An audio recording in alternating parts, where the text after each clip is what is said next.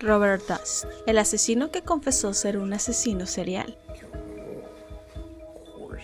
Se escuchó en la voz de Robert Dust en un momento en que estaba hablando consigo mismo en un baño en medio de las grabaciones de La Maldición, la vida y muertes de Robert Dust.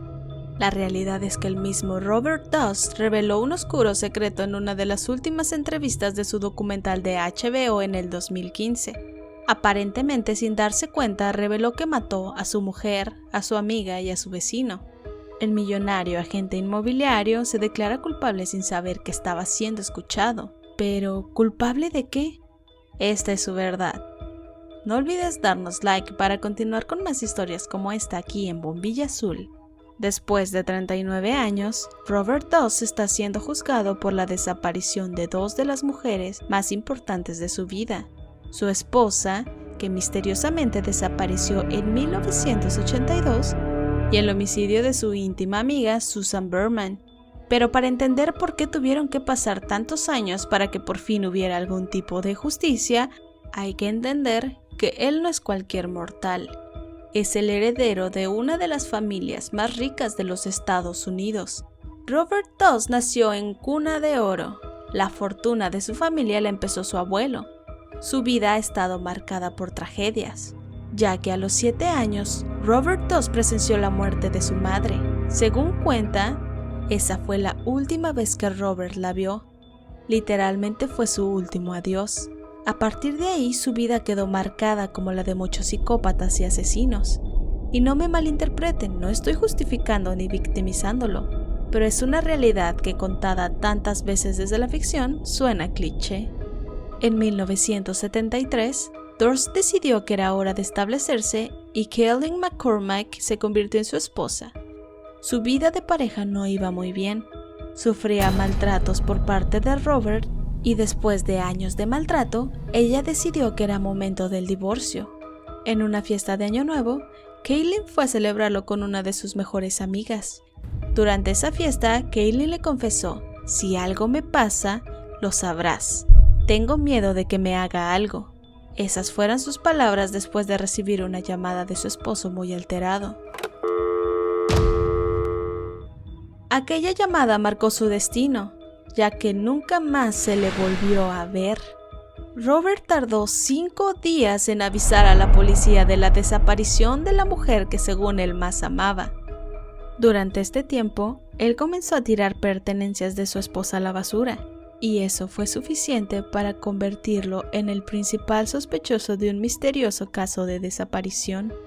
Durante la investigación, Dust tenía una coartada, y era la de su gran amiga de la universidad, Susan Berman, por lo que la policía llegó a la conclusión de que sin pruebas y sin cuerpo no había delito. El cuerpo de Kaylin nunca se encontró, por lo que el caso se cerró y la mujer fue declarada muerta. Las maldiciones siguieron a Robert. En el año 2000, Susan Berman fue hallada muerta en su casa en Beverly Hills. Una nota fue enviada a la policía, y en ella se podía leer 1527 Benedict Canyon, cadáver. Pero había un detalle muy curioso, y es que la dirección del sobre estaba mal escrita. No decía Beverly Hills, decía Beverly Hills. Susan Berman era hija de un mafioso de Las Vegas, así que pudo ser asesinada por algo relacionado con su pasado. Pero, ¿qué hizo que esto lo conectara a Robert Dust? Días después de su muerte, Berman debía declarar en el caso de la misteriosa desaparición de la esposa de Robert. Y se preguntarán, ¿en qué vincula la muerte de Susan y el caso de Kaylin a Robert Dust? Susan estaba pasando por momentos muy difíciles de dinero, y le envió una carta a su amigo Robert a principios del año 2000, pidiéndole $7,000. Robert no respondió hasta noviembre, cuando supo de la reapertura del caso de la desaparición de Kathy, su esposa. Entonces, ¿Robert qué hizo? Pues le envió $25,000 a Susan y una nota que decía: "No es un préstamo, es un regalo".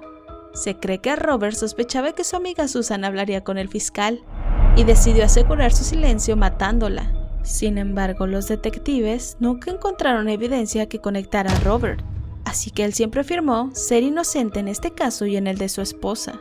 Después de todo esto y habiendo una gran investigación sobre ambos casos, Robert Doss decidió esconderse bajo nombres falsos, llegando al punto de disfrazarse de mujer. Entre disfraces y huidas, decidió esconderse en Galveston, Texas. Un día como cualquier otro transcurría en las playas de Galveston. Así fue como en septiembre del 2001, James, un adolescente de 13 años, pescaba con su padre y a falta de peces descubrieron algo más siniestro en las costas de Galveston, hasta que en las olas del mar empezaron a aparecer bolsas negras llenas de pedazos de restos humanos. La policía acordonó y empezó la investigación. Los restos pertenecían a un hombre llamado Morris Black. La policía fue a la residencia y al parecer llegaron a la conclusión de que el asesinato había sucedido ahí. Su vecina Dorothy Senior estaba involucrada, ya que en su apartamento se encontraba sangre de Morris Black. Bueno, hasta aquí no hay ninguna vinculación con Durst. Los policías rastrearon recibos en la basura de la vivienda y determinaron que Dorothy Senior era nada más y nada menos, sí, correcto, Robert Doss. El multimillonario se convirtió en sospechoso y fue arrestado y liberado al siguiente día al pagar una fianza de $300,000. Intentó huir, como ya era su costumbre, pero después de un mes lo detuvieron por la razón más absurda que puedan imaginarse: robarse un sándwich de una tienda. Robert Doss fue arrestado y llevado a juicio, pero el dinero lo puede todo y contrató a los mejores abogados de Texas. En el 2003 se le absolvió por esta muerte. Según la versión oficial, Morris Black murió cuando ambos forcejeaban por una pistola que se disparó por accidente. Robert había sacado el arma en defensa propia. Afirmó que estaba tan asustado que decidió poner el cuerpo en una bolsa y arrojarlo al mar. Los peritos declararon que padecía de un trastorno mental y solamente fue sentenciado a 5 años de prisión por escapar y esconderse de la policía. Con miles de espectadores siguiendo el juicio y con la respiración contenida, muchos estaban convencidos de que su apellido ayudó a que éste saliera libre. Y así fue. La justicia fue incapaz de probar la culpabilidad del millonario en ninguna de sus muertes. En este rompecabezas falta una pieza, algo que incriminará definitivamente a Doss, algo que solo ha salido a la luz gracias a la exhaustiva investigación que hizo Andrew Jarecki por más de 10 años. Recibió la última pieza por azares del destino. Y es que el hijastro de Susan Berman, sí, la amiga de Robert, encontró entre sus pertenencias una carta donde figura una dirección que da la clave: Beverly Hills, con una caligrafía muy característica y una falta de ortografía muy obvia que resulta familiar, y que de inmediato nos lleva a la carta que fue enviada a la policía de Westchester avisando del asesinato de Susan Berman. Andrew Jarecki tenía en sus manos la pieza que terminaba de armar el rompecabezas, así que decidió encarar a Robert de la forma más increíble que puedan imaginarse. Imaginen la escena: una entrevista en un lujoso hotel de Nueva York, sin abogados y sin que Robert se imaginase siquiera lo que le estaba por venir. La entrevista inicia con preguntas vagas, pero conforme transcurría, todo iba encaminándose hacia los casos que Doss había sido sospechoso. Pero había uno en particular, el de su íntima y gran amiga Susan. Y entonces sucede. Andrew Jarecki saca la carta y Durst, con la evidencia frente a sus ojos, sin defensa, sin saber qué responder, se hace ajeno a su presunta culpabilidad y con una frialdad en sus ojos se puede notar la oscuridad que se encuentra en su alma y cómo ha podido escapar de la detención de tantos delitos durante tantos años. Se da por terminada la entrevista. La luz se apaga.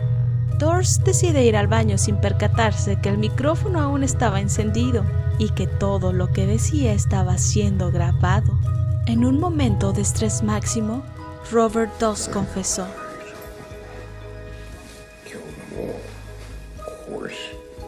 gracias a esta grabación y al video accidental en el que Durst se declara culpable, su caso fue reabierto.